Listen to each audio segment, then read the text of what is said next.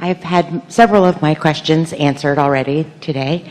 I'm in a tremendous, wonderful space in manifesting things, appreciating them, a relationship. I'm in a new leadership position. I'm teaching. I'm very, very excited about what is. In the relationship sector, I tend to sometimes become balled up about the what ifs. And I wonder about that being some form of sabotage. For sure. It's literally carving out thought pathways that lead to where you don't want to be. Unless it's the what ifs that delight you when you think about them. No, and because I believe they are tied to history. Of course they are. And they're old habits of thought that have nothing to do with now. But your thought is where you last left it, so why don't you leave it in a new place? If you could not ever think about that, then there would be no reason to leave it in a new place. But since it is logical and likely that you are going to continue to think about it, then the best idea is to think about it in ways that feel better. So we're going to give you a process. This has been something that Esther's really been enjoying recently. And we're calling it the satisfied, dissatisfied, or satisfied, unsatisfied, satisfied, not satisfied. So she opens her journal and she puts a big S over here and a big un over there. And then she just sort of lets life happen. So something wonderful will happen, or she will just feel wonderful in much the way you just described.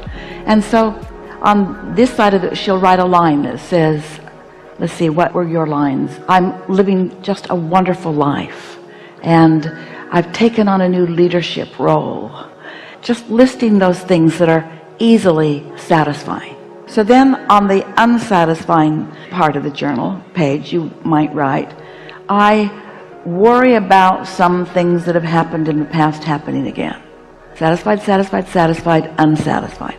So now, because you're right here where you have control, it's not satisfied, it's the end of the world. It's not satisfied, I don't know what to do. It's not satisfied, I'm beside myself. It's satisfied or unsatisfied. It's just in that controllable, low momentum stage is when we're encouraging you to catch it.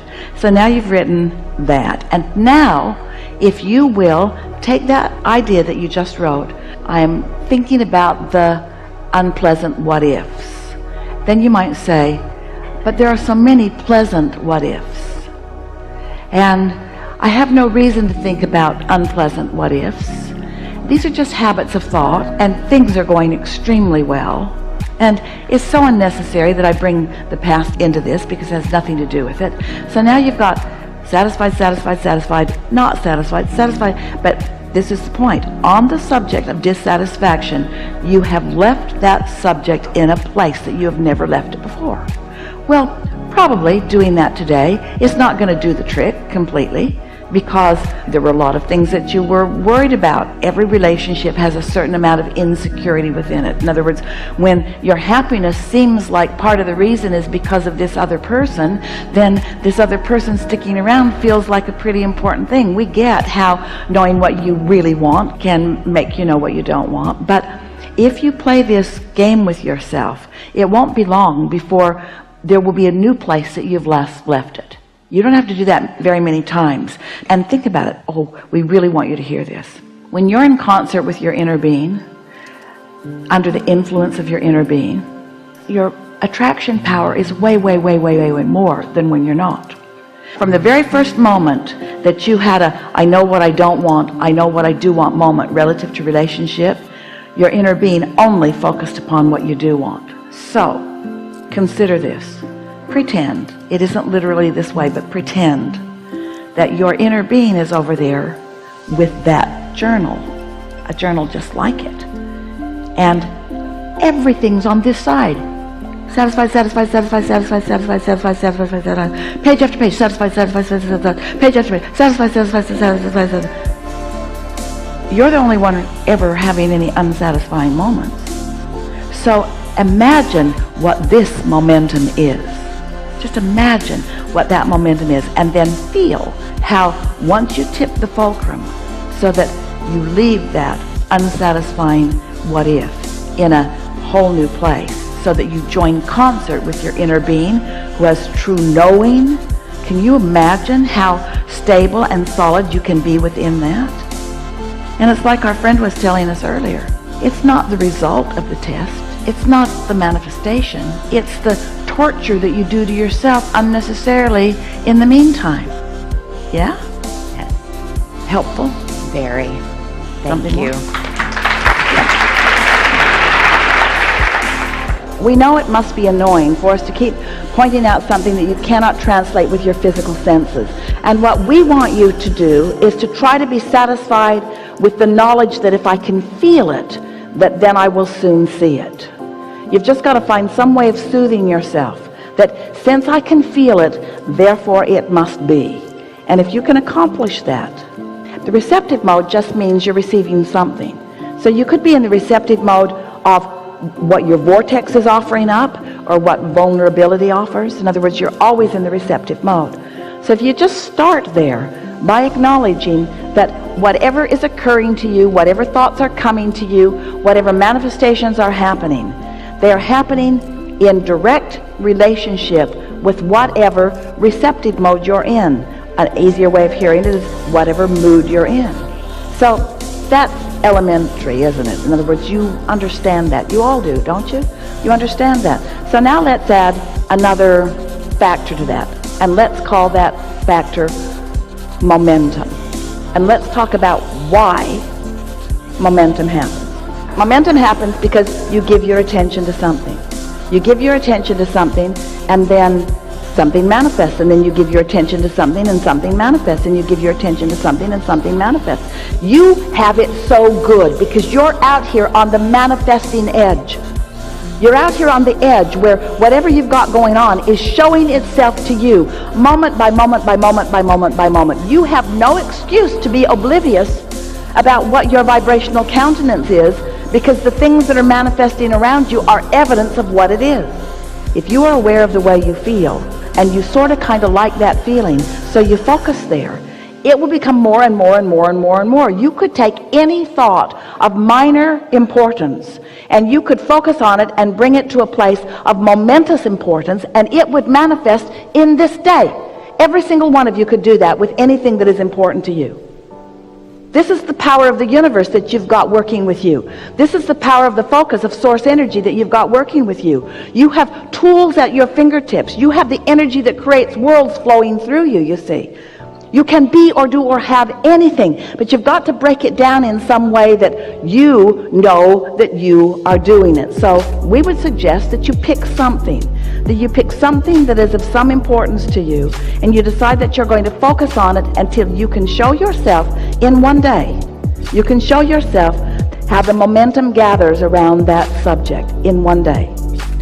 From the point of just being able to talk about it to the point of feeling fairly good feeling emotion about it, to the point of really feeling excitement about it, to the point of it manifesting in one day.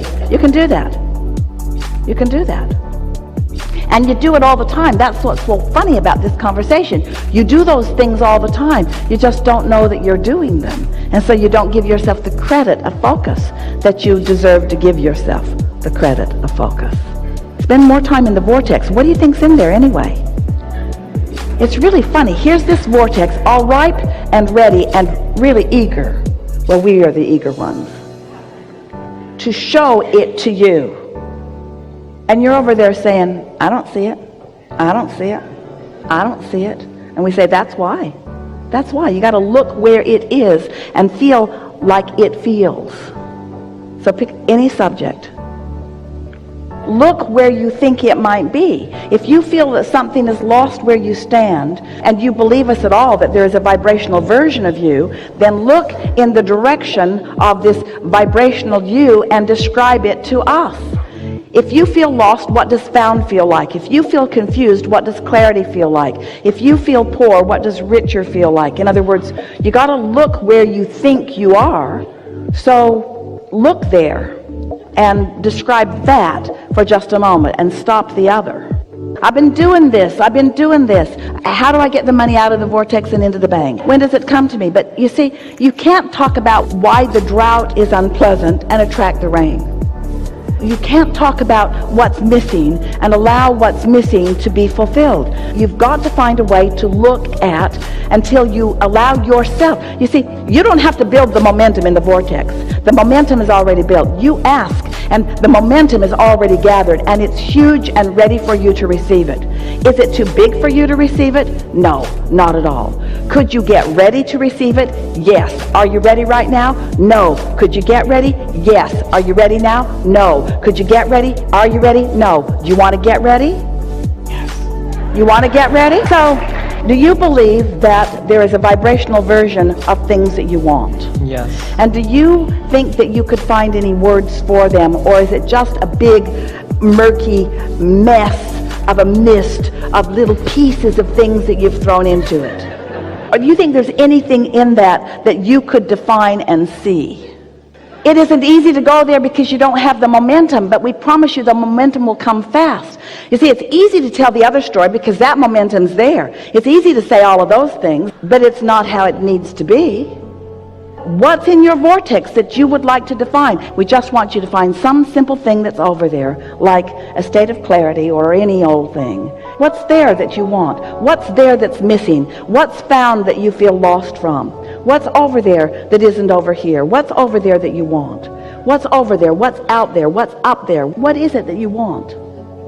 What do you want that you don't have? Pick something that you feel close to. So when you say, I want cars, or I want everything, and you say, how? Just change that one question to why.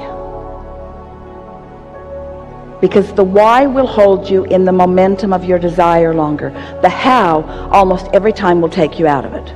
Whenever you ask yourself for an answer that you don't have, you lose your connection. But when you ask a question that leads you further in the momentum of your desire, it allows the momentum of the desire to go further. Did you hear that?